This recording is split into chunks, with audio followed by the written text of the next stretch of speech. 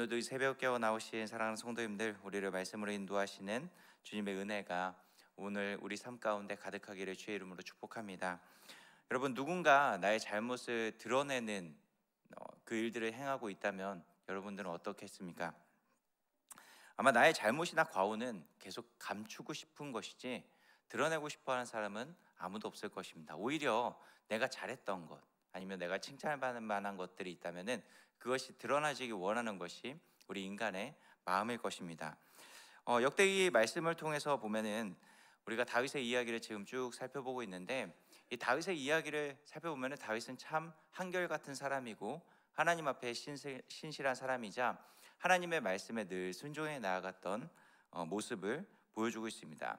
그래서 하나님의 손에 귀하게 쓰임 받을 뿐만 아니라 또 하나님의 마음에 합한 자로 세워진 모습이 다윗을 통해서 그려지고 있는 것을 보여주죠. 오늘 역대기의 말씀을 받고 있는 사람들은 포로 이후에 귀환한 사람들이었습니다.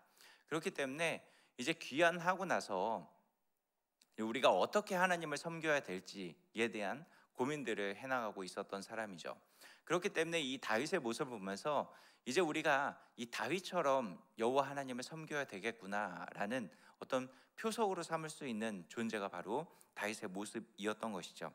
그래서 역대기에 보면은 다윗의 잘못에 대해서는 사실 잘 기록해내고 있지 않습니다.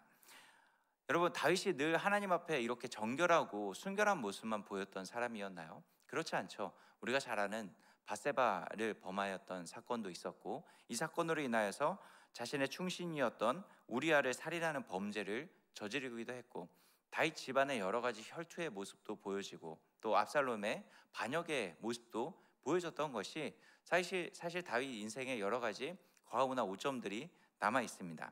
그럼에도 그런 기록들은 이 역대기에서는 생략되어져 있는 모습을 볼 수 있죠. 그런데 유독 오늘 본문에 나오는 이 다윗이 인구 조사하는 모습에 대해서는 기록을 하고 있다는 것입니다. 다윗은 하나님의 언약을 받고 이제 성전 건축과 또 여러 가지 이 종교적인 업적을 하나하나 쌓아 나아가고 있는 모습이 오늘 21장부터 27장까지 쭉 기록이 되어져 있습니다. 그런데 지금 지금까지 드러나지지 않았던 다윗의 잘못에 대해서 종교적 업적 또 성전 건축을 준비하는 이 모습을 그려주고 있는 이 다윗을 나타내기 이전에 처음 시작부터 이 인구조사를 통한 다윗의 교만한 모습, 이 죄악의 모습을 그려주고 있다라는 것이죠. 그렇다면 이 다윗의 실수하고 또 이 인구조사를 통한 교만한 모습을 그려주고 있는 분명한 이유가 있다라는 것입니다. 오늘 이 다윗의 인구조사를 통해서 배울 수 있는 교훈 몇 가지를 같이 함께 살펴보고자 합니다. 첫 번째로 굳어진 마음은 하나님의 뜻을 분별해내지 못한다라는 것입니다. 그렇게 신실하게 하나님의 뜻을 순종해 나아가며 나라를 세워갔던 다윗이 인구조사를 하게 되는 모습을 1절에서는 이렇게 그려주고 있습니다. 우리 본문 1절 말씀을 같이 함께 볼까요? 함께 봅니다. 사단이 일어나 이스라엘을 대적하고 다윗을 충동하여 이스라엘을 계수하게 하니라. 아멘. 다윗이 이스라엘을 인구조사하게 된 이유에 대해서 사탄이 다윗을 충동하였기 때문이다라고 이야기하고 있습니다. 다윗은 사탄의 충동에 의해 사탄의 이야기를 마음속으로 받아들이게 됐고, 이 충동에 따라 행동해서 지금 이스라엘을 계수하고 있는 모습을 보여주고 있다라는 것입니다. 사단은 우리의 마음을 충동하여 늘 사탄의 계획과 뜻을 실행하게 만드는 존재라는 것이죠. 여러분, 이 사탄의 충동은 사람에게만 일어나는 것이 아닙니다. 사단은 하나님에게도 충동하는 모습을 보여주고 있죠. 욥기 2장 말씀에 보면은 내가 나를 충동하여 까닭없이 그를 치게 하였도다 라고 이야기하면서 사단이 하나님을 충동하여 욥이 이런 일들을 했습니다. 하나님, 욥이 까닭없이 하나님을 섬기겠습니까? 라고 하면서 하나님을 충동하고 있는 모습을 보여주고 있는 것이죠. 사단은 이 충동질하는 역사를 끊임없이 일으키는 존재입니다.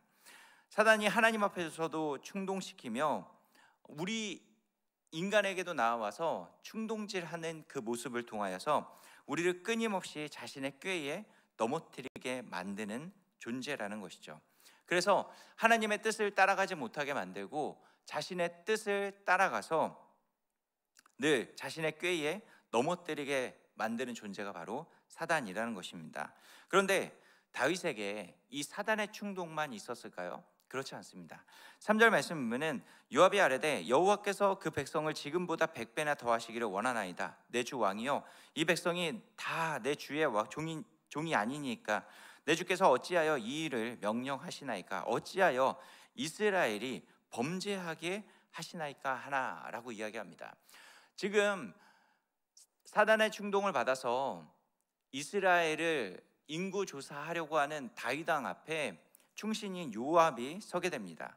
그러면서 이 다윗의 걸음을 멈추게 하려고 왕이시여 왜 범죄하려고 합니까? 라고 하면서 다윗을 충동하고 있는 모습을 보여주고 있는 것이죠.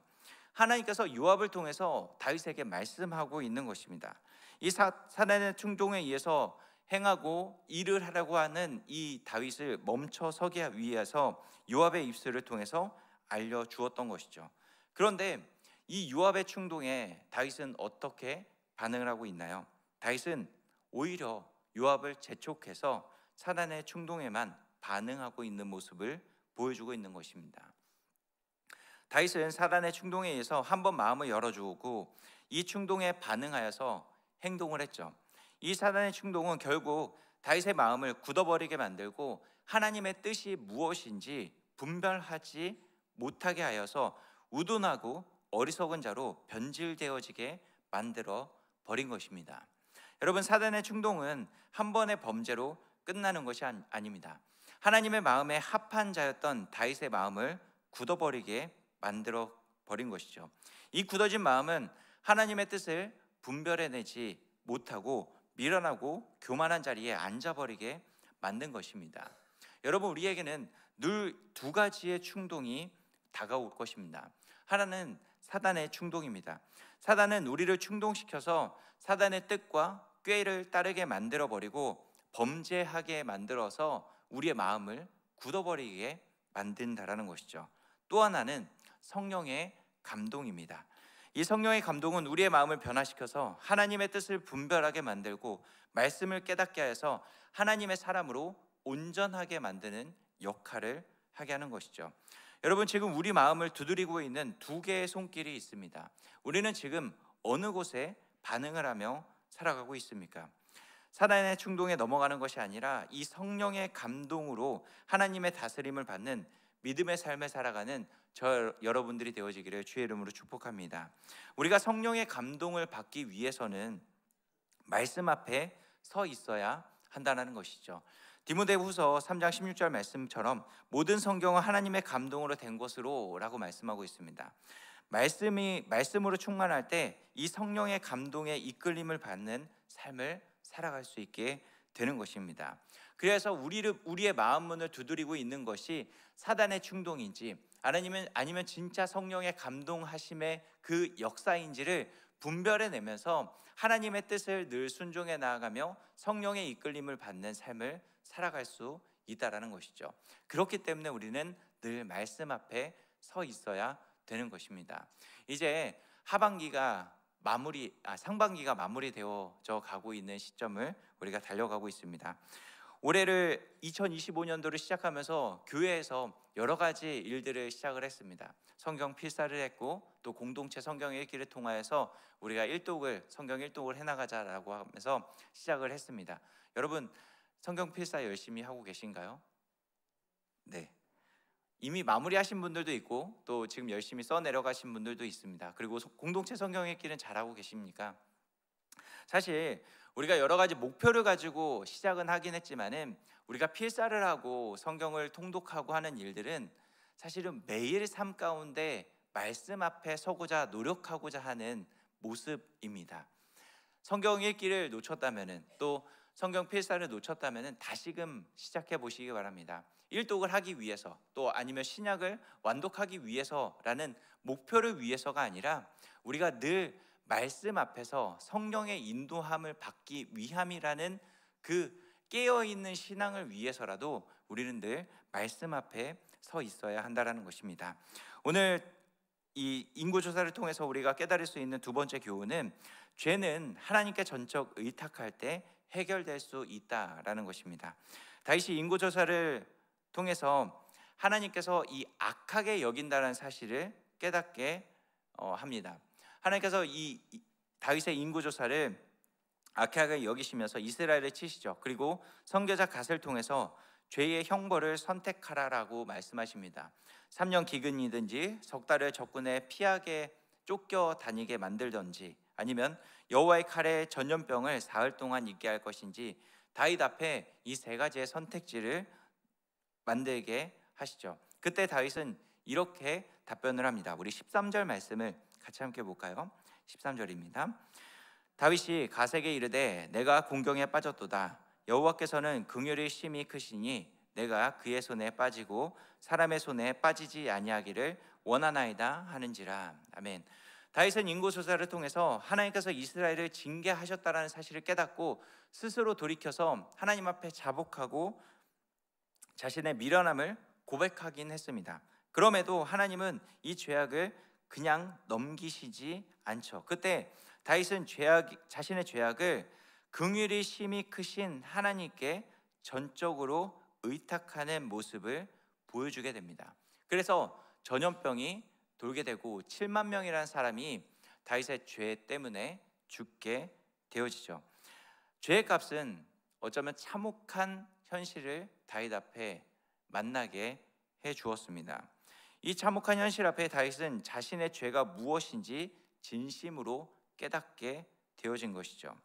이런 잔혹한 현실 앞에 하나님의 백성이 무슨 죄가 있느냐라고 물으면서 나의 하나님 여호와여 주의 손으로 나와 내 아버지 집을 쳐달라라고 간구하고 있는 모습까지 나아가고 있는 다윗을 발견하게 됩니다. 다윗은 범죄하고 그 죄의 결과를 하나님 앞에 여호와의 손에 의탁하며 자신의 죄를 오직 하나님께 나아와 해결받기 원하는 모습을 보여주고 있다라는 것입니다. 죄를 해결해 줄 수 있는 분이 오직 여호와 하나님 한 분밖에 없다라는 사실을 누구보다 잘 알고 있었기 때문에 그는 그 하나님 앞에 자신의 죄를 전적 의탁하고 있는 모습을 보여주고 있는 것이죠. 여러분, 누구나 실수하며 범죄할 수 있습니다. 그러나 범죄한 이후의 모습이 더 중요하다라는 것이죠. 왜냐하면 돌이키는 것이 사실 너무나도 어렵기 때문입니다. 누군가 잘못한 것에 대해서 이야기해주고 깨닫게 해주려고 주변 사람들이 아무리 이야기한다 할지라도 사실은 그 잘못을 인정하고 돌이키는 것이 어렵기 때문에 어쩌면 범죄한 이후의 모습이 더 중요하게 느껴지는 것입니다. 다윗도 완벽한 인간이 아니었습니다. 업적을 자랑하고 싶고 공명심에 사로잡혀서 정욕의 노예가 되어져서 이런 부끄러운 행동을 하기도 하는 연약한 인간이었습니다. 그러나 그는 돌이킬 줄 아는 사람이었던 것이죠. 실수했다고 느끼거나 잘못했다고 느껴진다면 바로 그 자리에서 회개하고 돌이켜서 하나님께 전적 의탁하는 믿음으로 나아가 하나님 앞에 온전한 모습으로 서려고 노력했던 사람이 바로 다윗인 것이죠. 어쩌면 자신의 잘못을, 자신의 실수를 느끼고 돌이켜서 회개하며 하나님께 전적 의탁하는 믿음을 갖고 있는 자가 실력 있는 그리스도인일 것입니다. 우리의 잘못을 여러분 우리는 타협하면서 그 자리에 머물러 있어서는 안 된다라는 것입니다. 우리의 잘못을 돌이킬 수 있는 힘이 있습니다. 우리에게는 그 잘못을 돌이켜서 범죄함을 떠나 다시 하나님의 긍휼의 자리로 나아올 수 있는 힘이 우리 가운데 이미 있다는 사실을 기억하며 나아가시기 바랍니다. 우리가 그 힘을 어디서 얻을 수 있습니까? 우리는 이미 예수 그리스도 안에서 죄사함을 받았다라는 믿음이 있기 때문에 우리는 그 범죄함에서 돌이켜 하나님을 전적 의탁하면서 나아갈 수 있는 그 힘이 우리 가운데 있다라는 것이죠. 에베소서 1장 7절 말씀에 보면 우리는 그리스도 안에서 그의 은혜의 풍성함을 따라 그의 피로 말미암아 속량 곧 죄사함을 받았느니라 라고 말씀하고 있습니다. 우리는 예수 그리스도 안에서 그 은혜의 풍성함으로 말미암아 죄 사함을 받은 존재라는 것이죠. 이 믿음이 있기 때문에 우리는 죄를 타협하면서 살아가는 것이 아니라 죄를 범죄했다 할지라도 돌이켜서 다시 하나님을 의지하면서 나아갈 수 있는 믿음이 우리 가운데 있다라는 것이죠. 죄 사함을 이미 얻은 자로 자유함을 누리는 이 믿음의 삶을 살아가는 저 여러분들이 되어지기를 주의 이름으로 축복합니다. 하나님을 전적 의탁하며 나아갈 때 우리는 죄를 따라가는 것이 아니라 하나님의 말씀을 따라 나아갈 수 있게 되어질 것이고, 하나님을 전적 의탁하는 그 온전한 믿음이 있을 때 우리는 죄의 길을 따라가는 것이 아니라 하나님의 그 의의 길을 따라갈 수 있다는 것을 기억하며 이 죄사함의 믿음의 그 삶을 온전히 살아내는 저 여러분들이 되어지기를 주의 이름으로 축복합니다. 이렇게 기도하겠습니다.